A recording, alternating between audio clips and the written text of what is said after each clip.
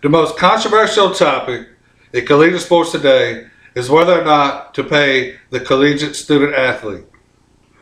According to the NCAA's rules and regulations, the student athlete cannot take a payment during, nor can they be promised a payment of any sorts upon the completion of their collegiate career. Any sorts is anything from discounts on tattoos to free food to houses being purchased for family members. The student athlete can receive a full paid scholarship along with a 5-star education, but while the student athlete is doing that, it is watching the institution that it attends profit millions of dollars off of its sports program annually. When the debate of whether or not to pay the college student athlete arises, there are many pros and cons to consider when making an argument for either side. So let us first take a look at the pros, and then we'll take a look at the cons, and then we'll compare and contrast to see if we can make an argument for either side. Now, there are some pros to paying the college student athlete.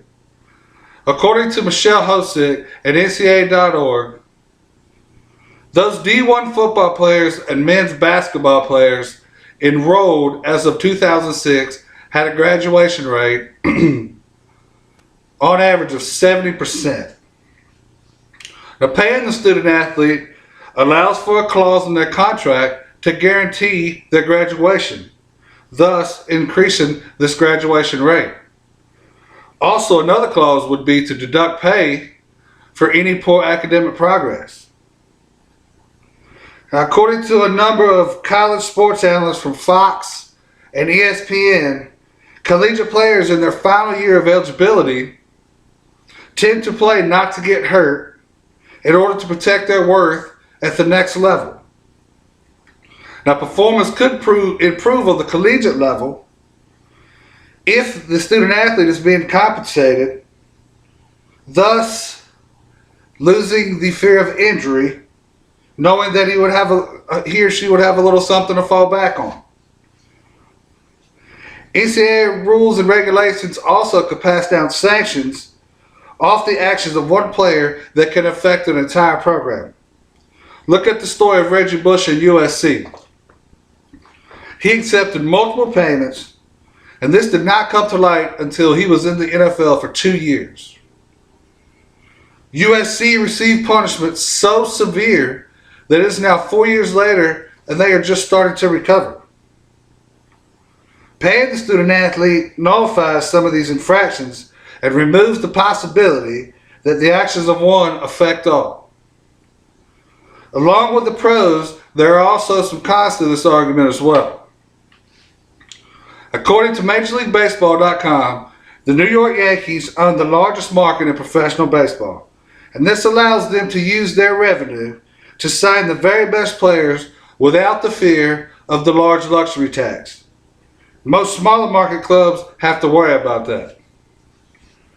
This could be a concern on the collegiate level. With teams vying for the best athletes, the possibility that a few programs that generate the highest level of revenue would have the most to offer and sign the best players year in and year out. As we all know, most professional negotiations are done with a sports agent. According to sportsmanagerworldwide.com, the average sports agent nets 3 to 5% off the bottom line of a negotiated contract. So now we're talking about student athletes and agents being paid. And also, with the large number of student athletes and the agents that would come along with them, negotiations would just be an absolute nightmare for the schools involved. Jay Billis of ESPN Network agrees that student athletes should be paid.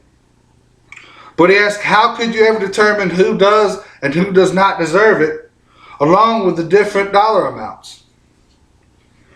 This could cause jealousy and possibly have an adverse effect on the idea of team sport.